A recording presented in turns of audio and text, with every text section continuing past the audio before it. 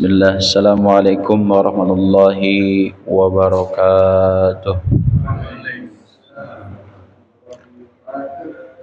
Alhamdulillah, alhamdulillahilladzi hadana li hadza wa ma kunna linahtadiya laula an hadanallah. Asyhadu an la ilaha illallah, asyhadu anna Muhammadar Rasulullah. Allahumma salli ala sayyidina Muhammadin wa ala alihi wa sahbihi ajmain, amma ba'd. Jamaah salat maghrib yang dirahmati oleh Allah, alhamdulillah pada kesempatan malam ini, malam Sabtu, kembali kita mengikuti kajian rutin kita. Sudah kemarin beberapa pekan off karena kan guru kita sedang kurang sehat, dan alhamdulillah pada kesempatan pekan ini alhamdulillah bersama dengan kita sekalian bisa ngaji bareng dan bisa menimba ilmu bareng.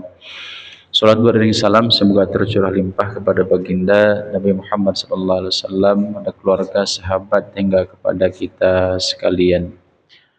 Jamaah sekalian yang berbahagia, alhamdulillah seperti biasa kajian kita menjelang waktu Isya, insyaallah ada sesi tanya jawab. Silakan nanti ditanyakan terkait apa yang dibahas nanti, dan juga mudah-mudahan pertanyaan dari Bapak sekalian mewakili dari jamaah. Baik, tidak banyak kalam disampaikan. Untuk kesempurnaan majelis, kita buka kajian kita dengan baca Ummul Quran, berharap kepada Allah Subhanahu wa taala duduknya kita di sini Allah berikan curahan rahmat dan hidayah kepada kita sekalian. Ala hadihin niyah wa likulli niyatin shalihah bi barakati Ummul Quran. Al-Fatihah. A'udzu billahi minasyaitonir rajim. Bismillahirrahmanirrahim. Alhamdulillahirabbil alamin arrahmanir rahim maliki yaumiddin. Iyyaka na'budu wa iyyaka nasta'in. Ihdinas siratal mustaqim. Siratal ladzina an'amta 'alaihim ghairil maghdubi 'alaihim waladdallin. Pada guru kita sekalian, waktu dan tempat dengan penuh hormat kami persilakan.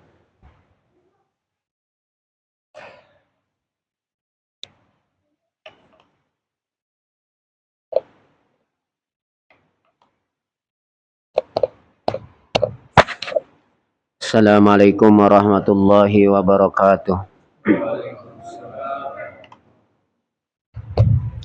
Alhamdulillah, alhamdulillah wassalatu wassalamu ala rasulillah Sayyidina Muhammad ibn Abdillah wa ala alihi wa sahbihi wa mawalah, amma ba'du. Inna Allah wa malaikatahu yusalluna ala nabi ya ayyuhalladzina amanu sallu alaihi wa sallimu taslima. Allahumma salli wa sallim wa barik alaihi. Ya Rabbi bil Mustafa balligh maqasidana waghfir lana ma madha ya wasi'al karami.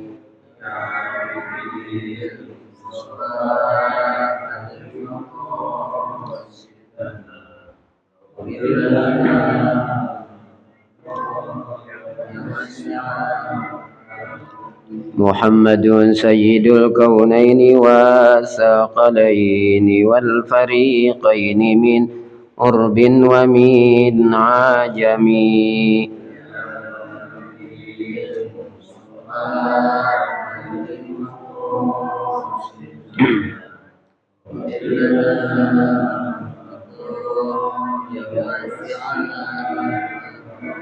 مولاي صل وسلم دائما أبدا على حبيبك خير الخلق كلهم.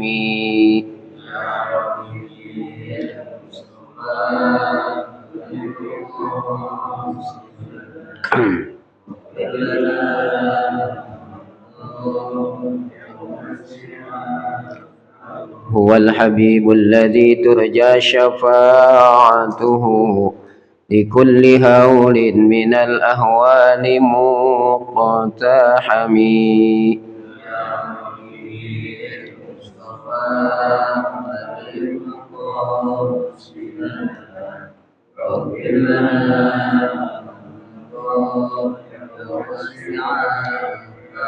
هو الحبيب الذي ترجى شفاعته لكل هول من الأهوال مقتحمي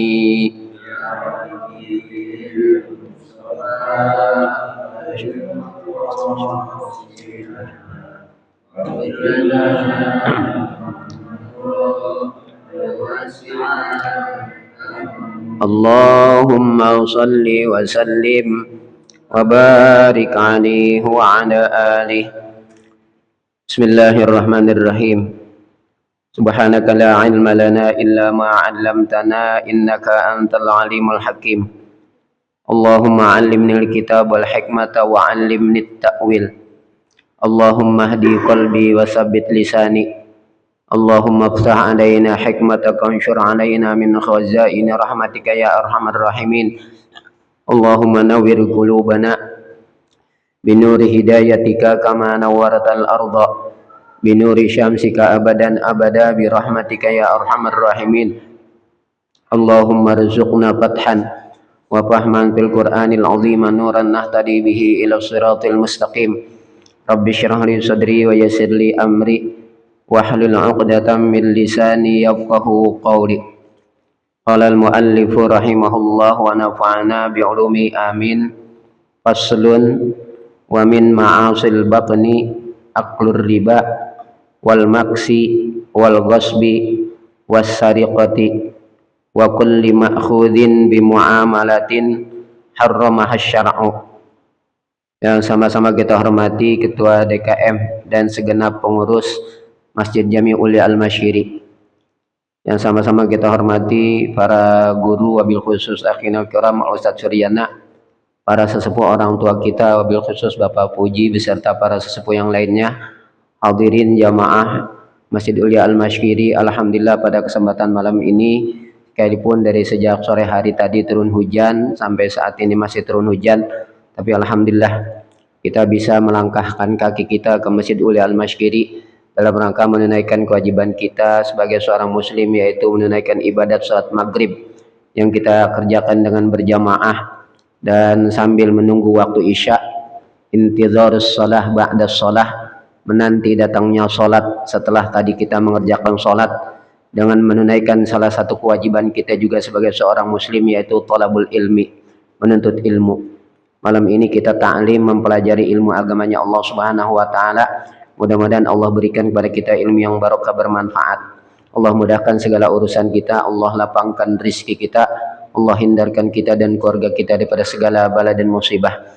Yang sudah pada meninggal dunia daripada orang-orang tua kita, keluarga kita, saudara-saudara kita, kakek dan nenek kita, guru-guru kita, kaum muslimin dan muslimat. Mudah-mudahan mereka senantiasa mendapatkan curahan rahmat dan maghfirah dari Allah dalam kuburnya, dijadikan kuburnya raudhah min riyadil jannah.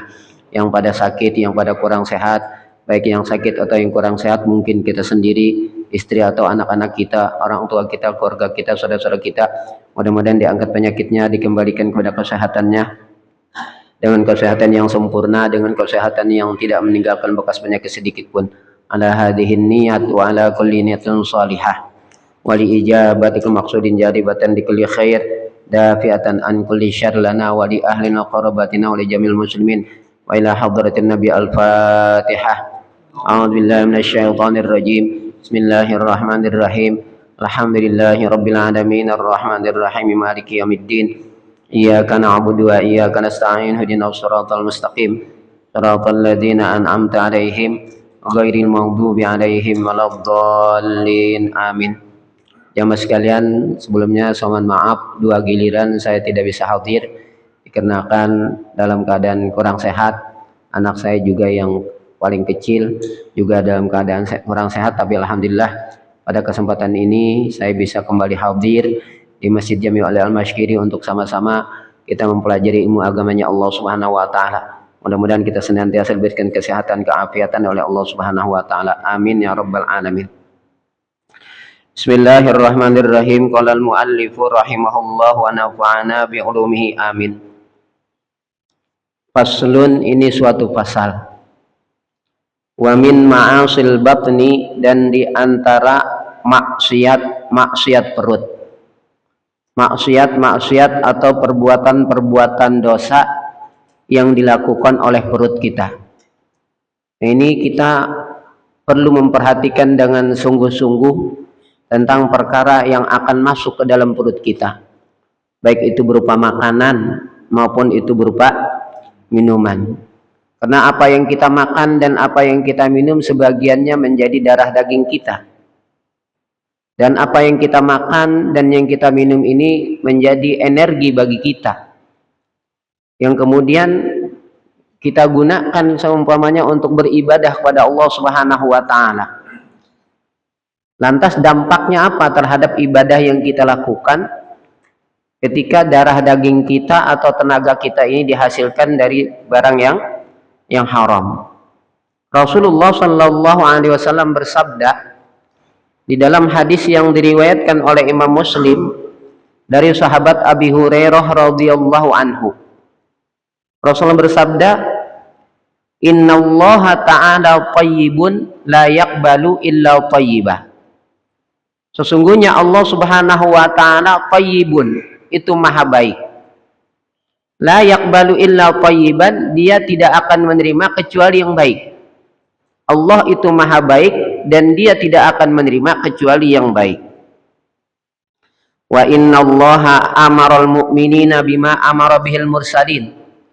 Dan sesungguhnya Allah Subhanahu wa Ta'ala itu memerintahkan kepada orang-orang yang beriman sebagaimana yang telah Allah perintahkan kepada para rasul.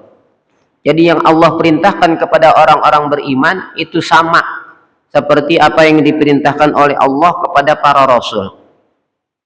Mana tuh perintah Allah kepada para rasul? Yaitu di dalam surat Al-Mu'minun ayat 51. Allah Ta'ala berfirman, Ya ayyuhar rusulu kulu minat thayyibati wa'malu salihah. Kata Allah, Ya ayyuhar rusulu, wahai para rasul, kulu minat thayyibat, makanlah oleh kamu sekalian dari yang baik-baik. Wa'malu salihah, dan kerjakanlah amal-amal soleh. Itu perintah Allah kepada para rasul. Sekarang bagaimana perintah Allah kepada kita orang-orang yang beriman? Yaitu di dalam surat Al-Baqarah ayat 172. Allah Ta'ala berfirman, Ya ayyuhalladzina amanu kulu min thayyibati ma razaqnakum. Wahai orang-orang yang beriman, kulu min thayyibati ma razaqnakum, makanlah oleh kamu sekalian dari yang baik-baik dari apa yang kami telah rizkikan kepada kamu sekalian. Jadi perintah Allah kepada orang yang beriman sama seperti apa yang diperintahkan oleh Allah kepada para rasul, yaitu agar kita semua memakan dari apa-apa yang baik, dari apa-apa yang dihalalkan oleh Allah Subhanahu wa Ta'ala, yaitu halalan thayyiban. Itu. Lalu Rasulullah dalam hadis tersebut kaitan dengan masalah mengkonsumsi makanan-makanan ke dalam perut kita.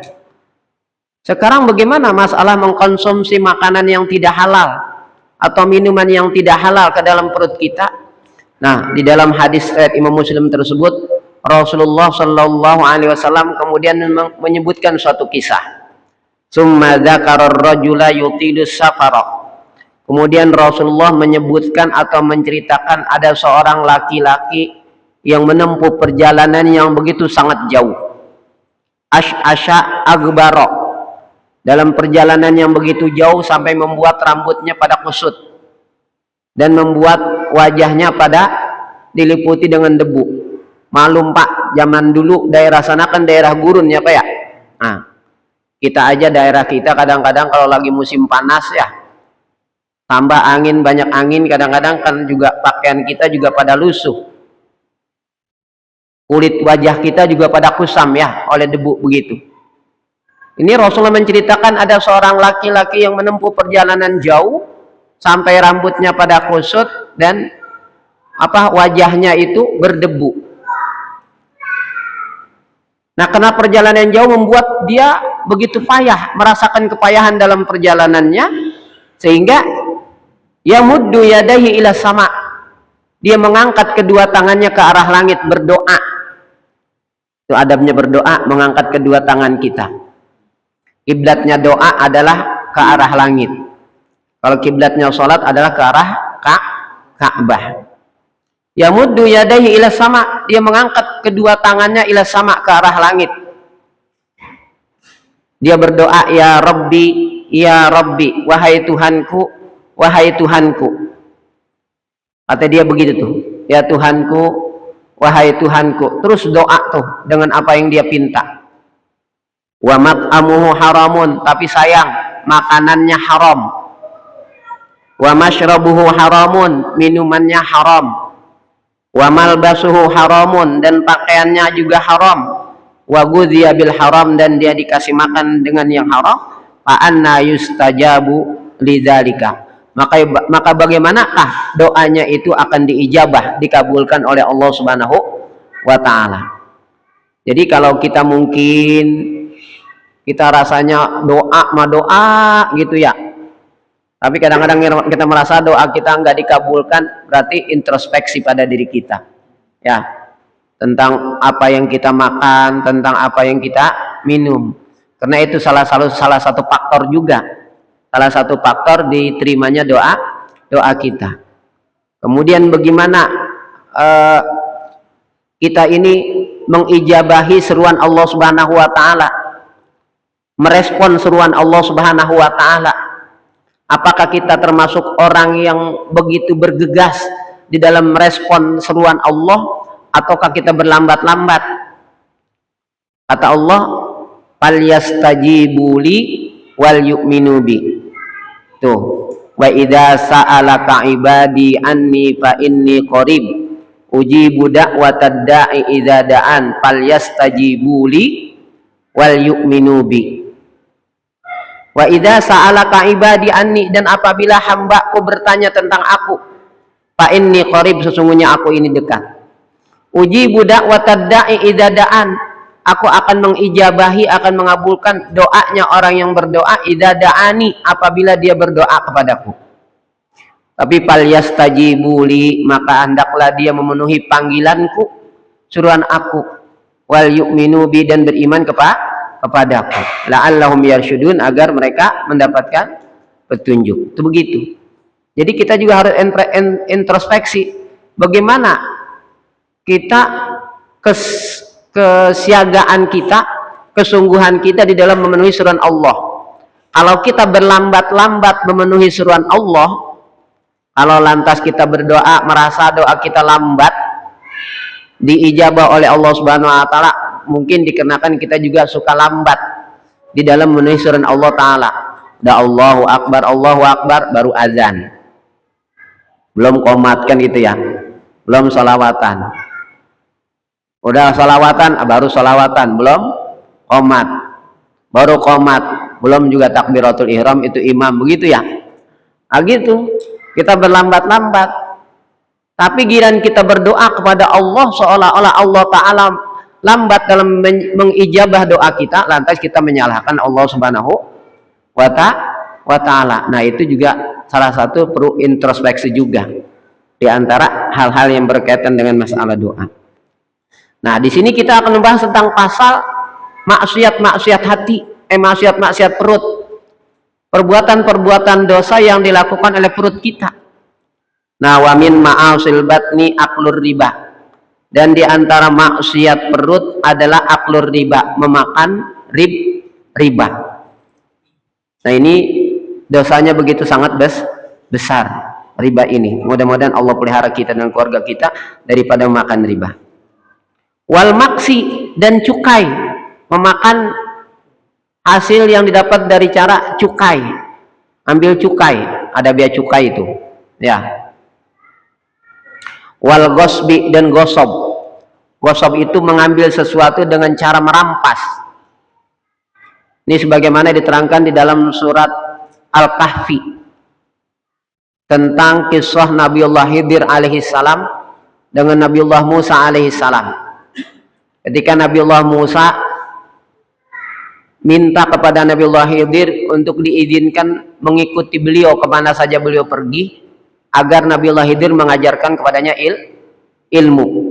Qala hal attabi'uka ala an tu'allimani mimma 'ullimta rusyda. Qala innaka lan tastati'a ma'iya sabra. Begitu tuh dalam surat Al-Kahfi ya.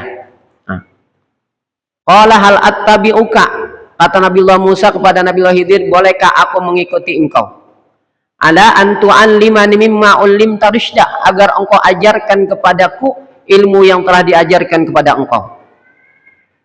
Apa jawab Nabiullah Khidir? Qala innaka lan tastati'a ma'iya sabra.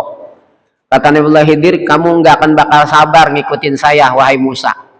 Itu kelas Nabi Musa ya, untuk belajar. Kata Nabiullah Khidir, nggak akan bakal sabar ngikutin saya gitu. Padahal Nabiullah Musa secara fisik kuat orangnya kuat, gagah perkasa. Makanya ketika Nabiullah Musa itu lari ke kota Madyan setelah membunuh salah seorang dari rakyatnya Fir'aun, ketika bertengkar dengan bangsanya Nabi Musa, kaum Kibti, Nabi Musa membela dari bangsanya. Oleh Nabi Musa dipukul itu orang dari bangsanya Fir'aun, mati. Kan nggak disangka, namanya pembunuhan yang tidak sengaja, itu syibhul amdi namanya. Itu tahu-tahu mati timbang dipukul begitu. Nah, akhirnya ada salah seorang yang beriman yang menyembunyikan keimanannya menyampaikan kepada Nabi Musa bahwasanya innal mala'a ya'tamiruna bika liyaqtuluka. Sesungguhnya para pembesar negeri ini mereka sedang muktamar, sedang mengadakan rapat bahasa kita untuk membunuh engkau. Maka keluarlah engkau dari negeri sini ya. Akhirnya Nabi Musa keluar, lari ke kota Madyan. Di kota Madyan itu bertemulah dengan orang-orang yang mereka sedang apa?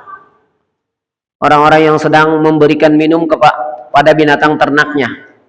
Tapi Nabi Musa mendapati situ ada 2 orang perempuan yang mereka tidak bisa memberikan minum binatang ternaknya karena para ternak laki-laki itu masih banyak. Lalu ditolongin oleh Nabiullah Musa sehingga bisa memberikan minum binatang ternaknya dan pulang lebih awal dari biasanya.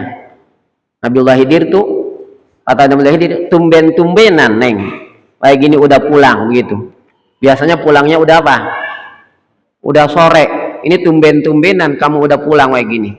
Diceritain tuh sama putrinya Nabiullah Syu'aib. Di Madyan itu kan Nabiullah Musa ketemu Nabi Syu'aib ya. Nah, yang kemudian nanti jadi mertuanya Nabi Musa ke Nabi Syu'aib. Nah, diceritakan oleh putrinya bahwasanya ditolong oleh seorang anak muda yang gagah, dan anak muda tersebut punya fisik yang kuat dan terpercaya gitu, jujur. Apa kata anaknya? Ya abati inna khaira man istajartal qawiyul amin. Nah, ini di Al-Quran itu mengajarkan kalau dalam ini apa ya, ilmu apa dalam untuk merekrut pekerja pegawai, itu bagian bidang apa tuh biasanya tuh untuk penerimaan pegawai? Bagian apa? HRD ya. Itu syarat-syarat untuk menjadi pegawai itu bagaimana gitu ya. Syarat-syarat untuk menjadi pekerja itu bagaimana? Kata putrinya Nabi Syu'aib, ya abatis ta'jirhu, wahai bapakku, jadikan dia pekerja kita. Inna khaira man istajartal qawiyul amin. Sesungguhnya orang yang paling baik untuk engkau jadikan pekerja, yang pertama al-qawi, kuat, secara fisik kuat dan memiliki kemampuan di bidang pekerjaan itu. Kemudian al-amin, terpercaya, jujur. Kalau satu hilang Pak, repot. Kita mempekerjakan orang, dia nggak memiliki kekuatan, nggak kemampuan, bagaimana kira-kira? Bisa nggak mengerjakan pekerjaannya secara maksimal? Nggak akan bisa. Sekarang dia kuat, mampu mengerjakan pekerjaan tersebut secara maksimal, tapi nggak jujur, kira-kira siapa yang dirugikan kira-kira? Yang dirugikan siapa? Kita yang dirugikan, majikannya. Paling asalnya ABS mulu, asal bapak senang laporannya, gitu kan ya. Banyak kan gitu, ABS, asal Bapak senang. Apa? Nggak jujur. Dua itu syaratnya, Pak. Al-Quran sudah sampai ke situ, Pak. Ilmu Al-Quran tuh sampai ke situ. Ya. Jadi makanya ilmu apa aja sebetulnya ada di dalam Al-Quran. Cuman keterbatasan ilmu kita yang menjangkau daripada mendalami ilmu Al-Quran tersebut. Kan itu ya.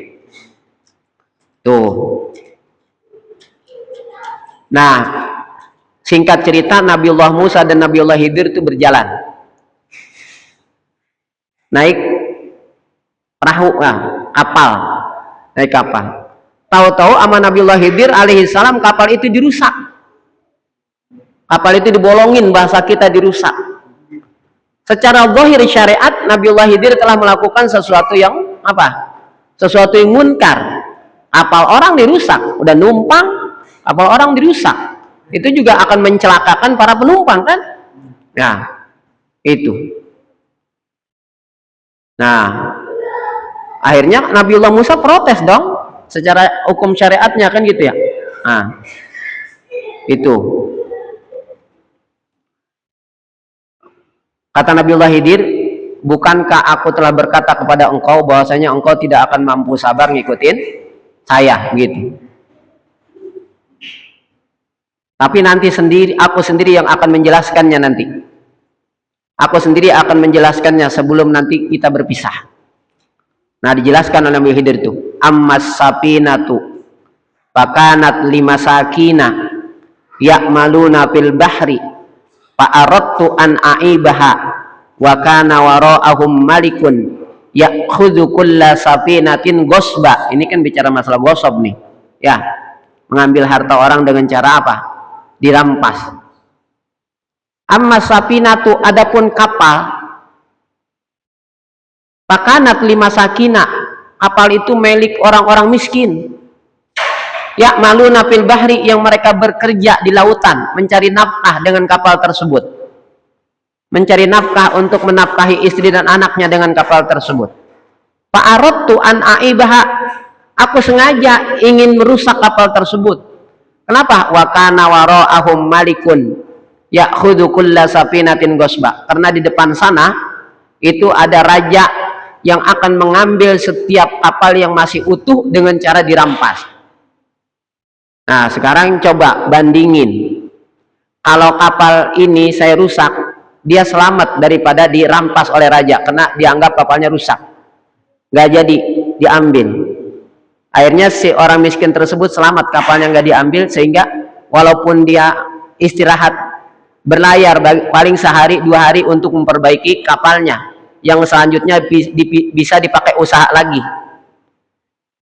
Bandingin sekarang bahayanya, mudaratnya kalau dibiarkan kapal itu tetap utuh lalu dirampas oleh si raja yang zalim tersebut. Dia nggak punya kapal, usaha bagaimana untuk dia menafkahi istri dan anaknya? Boro-boro buat beli kapal lagi, hasil melautnya aja hanya cukup untuk apa? Untuk memberikan makan kepada keluarganya sehari-hari, gitu kan ya? Bahayanya mana yang lebih besar tuh? Apakah sekedar dirusak itu nanti siapa nelayan itu lantas perek melaut sehari atau 2 hari untuk memperbaiki kapalnya yang rusak itu, yang selanjutnya nanti bisa digunakan lagi?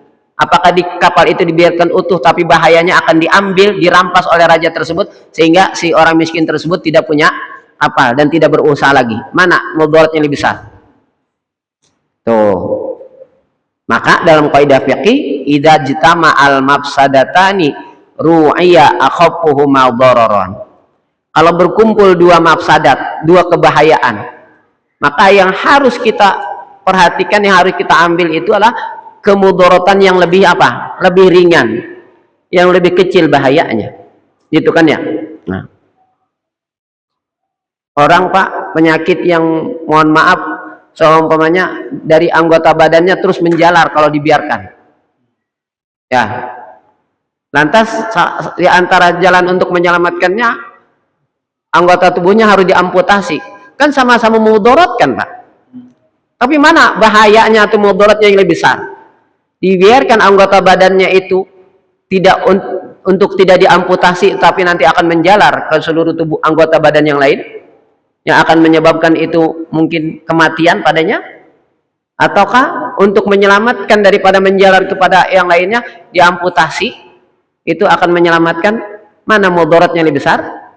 Tuh, dibiarkan kan begitu ya, makanya diamputasi kan seperti itu. Nah itulah dalam kaidah fikih seperti itu Pak, para ulama fikih itu. Nah makanya akhirnya dibolehkan akhirnya mau mengamputasi karena hajat, suatu hajat untuk menyelamatkan nyawa gitu. Orang usus buntu harus dioperasi, orang dibelek perutnya, mudarat kan? Tapi kena hajat untuk menyelamatkan. Kalau dibiarkan itu apa namanya usus buntu dibiarkan begitu saja bisa apa? Pecah dan nanti bisa menyebabkan kematian. Nah maka untuk menghindarkan kemudaratan tersebut itu berhajat. Maka karena itu sangat berhajat, kedudukannya seperti darurat. Ad-daruratu tubihul mahdzurat. Itu seperti itu. Jadi gosok itu makan dari hasil gosok, makan dari hasil kita merampas harta orang lain. Nah itu maka kita berarti apa yang kita makan dari hasil merampas harta orang lain itu berarti kita telah bermaksiat perut kita, ya, memasukkan sesuatu yang diharamkan. Wasarikoti, dan memakan dari hasil mencuri. Kalau namanya mencuri kan akhdhu syai'i khufyatan, mengambil sesuatu dengan cara diam-diam. Makanya kalau orang mencuri mah ketahuan langsung lari. Beda sama rampok, urusnya kita malah kita yang habis gitu kan ya. Nah. Iya, kalau pencuri mah baru ada kretek sendiri dia lari udah gitu ya. Dia mah khufyatan gitu. Wa kulli ma'khudin bi muamalatin harramaha syar'u, dan setiap barang yang diambil atau yang didapat bi muamalatin harramaha syar'u, dengan jalan muamalah yang diharamkan oleh syariat. Tuh. Seperti jual beli, tetapi dengan cara menipu, dengan cara berbuat curang, mengurangi takaran dan timbangan, dapat sih mungkin keuntungan. Ya, bahkan sampai kadang dia bersumpah terhadap barang apa? Barang dagangannya itu, dengan harapan orang percaya dengan sumpahnya itu, gitu ya. Nah kata Rasulullah, al-halifu manfaqatun lis-sil'ati mamhaqatun lil barakah, kata Rasulullah. Al-halifu manfaqatun lis-sil'ati, sumpah itu mungkin bisa melariskan barang dagangan.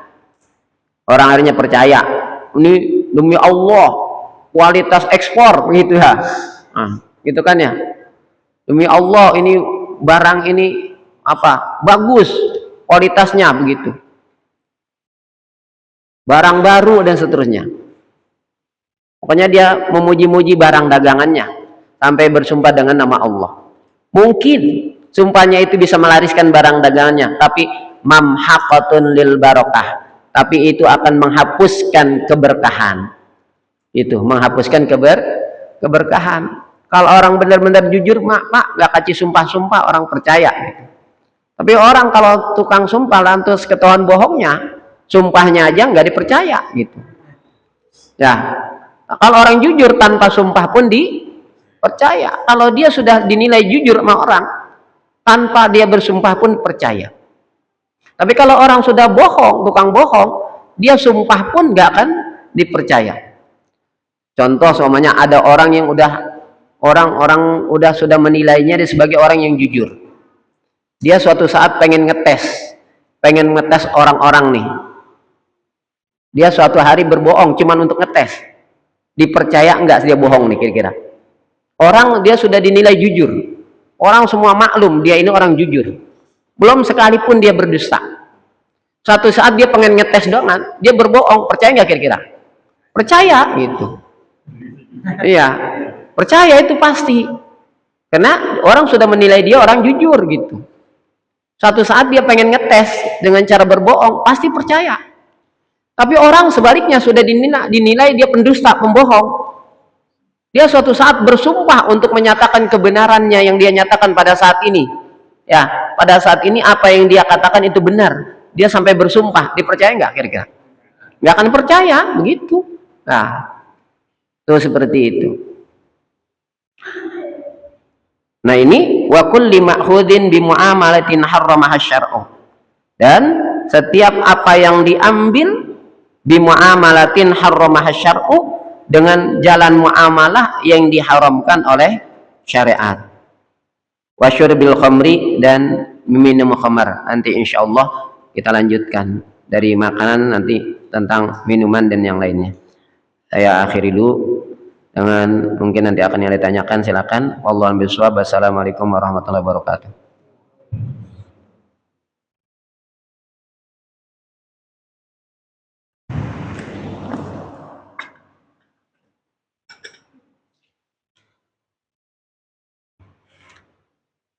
Alhamdulillah, sudah sama-sama kita dengarkan, sudah sama-sama kita simak terkait tadi yang disampaikan. Baik, jamaah sekalian, silakan bagi jamaah yang mau didiskusikan terkait tadi yang disampaikan. Mangga.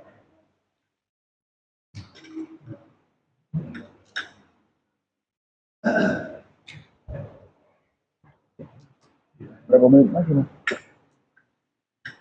5 menit ya. Oleh.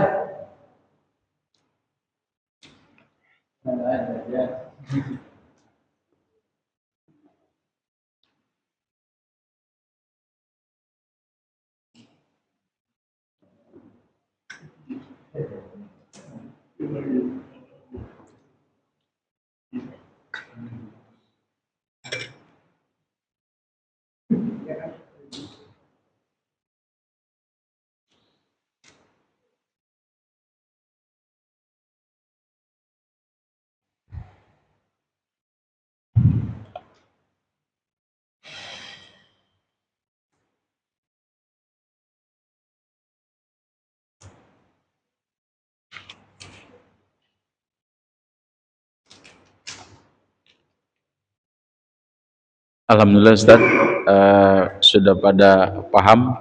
Alhamdulillah.